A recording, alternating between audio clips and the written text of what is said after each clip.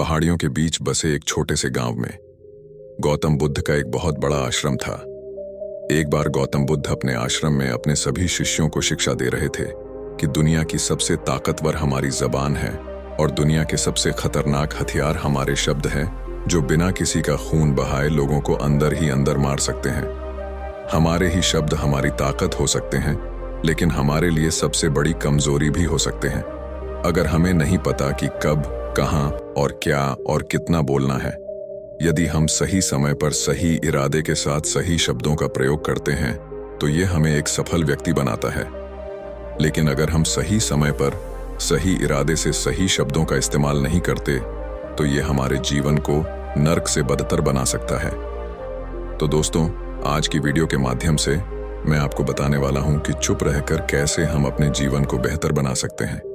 आपको चुप रहने की शक्ति का एहसास इस वीडियो में होने वाला है।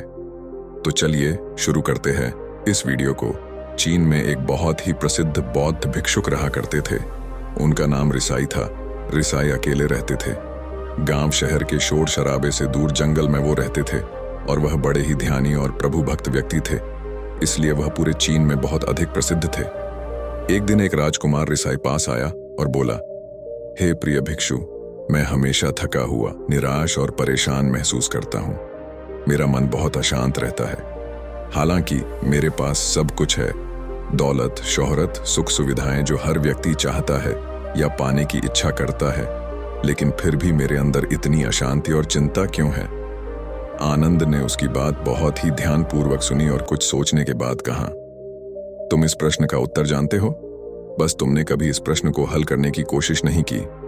रिसाई ने आगे कहा, मैं एक रिसर्च करना चाहता हूं, क्या तुम मेरा साथ उसमें दोगे? इस रिसर्च के बाद तुम्हारे जीवन में किसी भी तरह की अशांति और चिंता नहीं रहेगी। ये बातें सुनकर राजकुमार बहुत हैरान था। उसने रिसाई से कहा, बताइए, मुझे क्या करना होगा? अपने मन की शांति के लिए मैं कुछ भी करने को तैयार हूं। राजकुमार की इन्हीं बातों को सुनकर भिक्षु ने कहा, तो फिर आप अगले 15 दिन के लिए मेरे आश्रम में रहोगे और एक सामान्य व्यक्ति की तरह अपना जीवन व्यतीत करोगे, और इन 15 दिनों में तुम अकेले और चुपचाप रहोगे, जितना हो सके कम बोलोगे। राजकुमार उस भिक्षु की बातें सुनकर सहमत हो गया। पहले दिन राजकुमार को लगा कि उसका मन सामान्य से अधिक अशांत और विचलित है। उसके मन में तरह तरह के विचार आ रहे हैं और वह आम लोगों की तरह जीवन जीने में असहज महसूस कर रहा है। उसे अंदर से बोलने की इच्छा हो रही थी, लेकिन वह चुपचाप रहा। उसके मुंह से एक भी शब्द नहीं निकला, बस वह चुपचाप बैठा रहता। लेकिन रात होते होते उसे अंदर ही अंदर शांति का अनुभव होने लगा। उसके लिए यह अनुभव अजीब था। वह खुद से ही पूछ रहा था कि वह अंदर ही अंदर इतना खुश क्यों है और उसकी आंतरिक बेचैनी और चिंता कम क्यों होने लगी है। अगले दिन राजकुमार अकेला चुपचाप बैठा रहा और वह प्रकृति को निहार रहा। वह पौधों को, फूलों को, आकाश में उड़ रहे पक्षियों को। वह अपने जीवन में पहली बार यह अद्भुत दृश्य महसूस कर रहा था कि उसके पास कितनी सुंदरता है। वह दिन भर प्रकृति की सुंदरता को निहारता रहता और उसकी ताजगी को महसूस करता रहता। इसी तरह से 10 दिन बीत गए और उसके मन की सारी बेचैनी, सारी हलचल, सारी उथल पुथल और सारा तनाव गायब हो गया। 11वें दिन की सुबह राजकुमार फिर से एकांत में बैठ गया और कुछ ही मिनटों में उसकी आंखें अपने आप बंद हो गईं और वह गहरे ध्यान में चला गया। वह पूरे दिन वहीं पर आंखें बंद करके बैठा रहा और गहरे ध्यान में डूबा रहा। ना कोई शब्द, ना कोई चिंता। राजकुमार भीतर से असीम शांति और आनंद से भर गया। राजकुमार अपने बाकी के 4 दिन इसी तरह गहरे ध्यान में व्यतीत करने के बाद 15 दिन बाद रिसाई के सामने प्रस्तुत हुआ और रिसाई को प्रणाम करके बोला, प्रिय भिक्षु, मुझे उत्तर मिल गया कि मेरे मन में इतनी उथल पुथल और चिंता क्यों थी। मैं जान गया कि मेरा मन इतना अशांत और विचलित क्यों था। रिसाई मुस्कुराते हुए पूछा, बताओ, क्या उत्तर मिला तुम्हें? राजकुमार ने कहा, मैं आवश्यकता से अधिक बातें करता था। मैं किसी पर भी अपने शब्द और ऊर्जा व्यर्थ करता था। मैं दिन भर अपने लोगों से फालतू की बातें करता रहता और फिर उन्हीं के बारे में अकेले में सोचता रहता और ज्यादातर समय नकारात्मक ही सोचता रहता। इस तरह मैं बस अपना समय बर्बाद कर रहा था। ज्यादा बोलने और नकारात्मक सोचने की वजह से मेरा मन अशांत और बेचैन हो गया था, और इसी वजह से मैं किसी भी काम को ठीक से नहीं कर पा रहा था, जिसकी वजह से मैं हर काम में असफल होने लगा। और फिर इन्हीं लगातार मिलने वाली असफलताओं की वजह से ही मैं और भी उदास और चिड़चिड़ा हो गया। इन्हीं सभी चीजों की वजह से मेरा जीवन नष्ट हो रहा था। लेकिन यहाँ पर बिताए हुए 15 दिन मेरे लिए पूरी तरह से अलग थे। मुझे कुछ अलग ही एहसास यहाँ पर हो रहा था। अब मुझे ऐसा लग रहा है मैं अपना जीवन पूरी तरह से जी रहा हूँ, लेकिन इससे पहले मैं अपना जीवन गलत तरीके से जी रहा था। और मैंने यह भी सीखा कि हमें सिर्फ ध्यान करने की जरूरत नहीं है। ध्यान अपने आप होता है जब हम इस शांत और मौन होते हैं। ध्यान के पिछले कुछ दिनों के दौरान मैंने जो पहली चीज सीखी वह यह है कि मनुष्य के जीवन के सबसे महत्वपूर्ण घटना स्वयं को जानना है।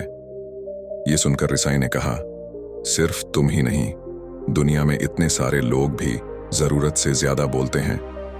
आज भी लोग ज्यादातर समय केवल एक दूसरे को नीचा दिखाने के लिए ही बोलते हैं। कुछ लोग ना चाहते हुए भी बातें करते हैं और अपना जीवन बर्बाद कर लेते हैं। रिसाई ने राजकुमार को चुप रहने का महत्व समझाते हुए कहा, एक बार गौतम बुद्ध से उनके शिष्यों ने पूछा, प्रिय बुद्ध, आप ज्यादातर समय चुप क्यों रहते हैं? बुद्ध ने कहा, क्योंकि चुप रहने से व्यक्ति अंदर से अनंत शांति की गहराइयों में होता हूं। मौन अपने भीतर उतरने की पहली सीढ़ी है। मौन के बिना स्वयं को जानना असंभव है। स्वयं को जानने और समझने का पहला नियम है कि मौन हो जाओ, उतना ही बोलो जितना अत्यंत आवश्यक हो। बेफिजूल की बातें करना छोड़ दो। तुम अचानक पाओगे कि 90% से भी ज्यादातर लोग व्यर्थ ही ज्यादा बोलकर अपना समय बर्बाद कर रहे हैं। न बोलने का कोई भी नुकसान नहीं है, लेकिन यदि आप ज्यादा बोलते हैं तो आप अत्यधिक गलती कर देते हैं। अगर व्यक्ति कम बोलना शुरू कर दे दो, दुनिया की 90% मुसीबतें कम हो जाएंगी, झगड़े फसाद कम हो जाएंगे, उपद्रव कम हो जाएंगे, अदालतें कम हो जाएंगी। अगर लोग थोड़ा चुप रहना सीख लिए, संसार की बहुत सारी समस्याएं हैं, बहुत सारा उपद्रव सिर्फ बोलने से पैदा होते हैं। सारी बात मौन सीखने की है। जब तुम नहीं बोलते तब तुम एकांत में अकेले हो गए, भरे बाजार में भीड़ में खड़े हो नहीं बोलते, हिमालय के शिखर में पहुंच गए। जिसने मौन की कला जान ली वो भीड़ में भी अकेले होने की कला जान लेता है। वो अपने भीतर ही डुबकी लगाने लगता है। एकांत में तो आदमी स्वर्ग में है, दूसरे की उपस्थिति ही बेचैनी पैदा करती है।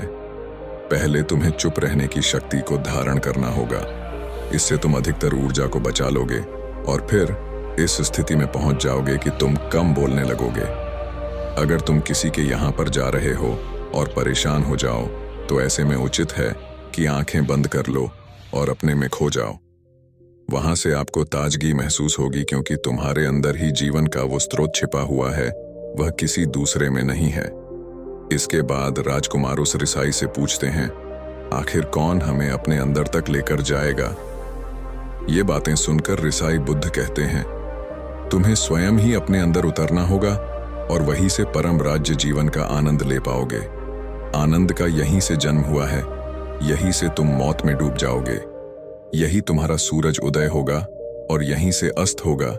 इसी प्रकार तुम बार बार डुबकी लगाओ। जब भी तुम डुबकी लगाकर लौटोगे वहां से तुम पाओगे फिर ताजगी भरी जीवन की नई संपदा मिलेगी। इस नई शक्ति के जन्म होने से तुम्हारी थकान गई, उदासी गई, चिंता गई। जैसे कोई स्नान करके लौटता है तो शरीर शीतल हो जाता है, शांत हो जाता है।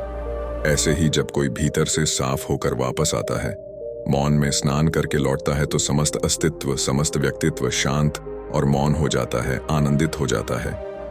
जब तुम आंतरिक मौन की उस पराकाष्ठा पर पहुंच जाओगे तब तुम पाओगे कि बोलने से भी तुम्हारा मौन खंडित नहीं होता, वो बना ही रहता है। उसकी एक अंतर्धारा लगातार तुम्हारे भीतर बहती रहती है। तुम बोलते तो हो, तुम शब्द का उपयोग भी करते हो, लेकिन वो तुम्हारे मौन को खंडित नहीं कर पाती। एक बार गहरे मौन में स्थिर हो जाओ, फिर तुम्हारी वाणी में भी मिठास आ जाएगी। तुम्हारा बोलना संगीतपूर्ण होगा, तुम्हारा बोलना सत्य होगा। तुम बोलोगे तो दूसरों पर भी शीतलता छा जाएगी। जैसे ही तुम अंदर से चुप होते हो, तुम इतने शक्तिशाली होने लगते हो कि समाज की निर्भरता तुम छोड़ने लगते हो और तुम्हारे जीवन में एक मस्ती आती है जो केवल दीवानों के जीवन में होती है। तुम्हारे चेहरे पर एक नई रौनक आ जाती है। तुम्हारी आंखें किसी अमृत के समान हो जाती है और तुम अनंत शांति के समुद्र में डूबने लगते हो। इतना कहकर भिक्षु रिजाई ने अपनी बात खत्म की और वो मौन में चले गए। राजकुमार उनका धन्यवाद कर कर अपने महल में चला गया।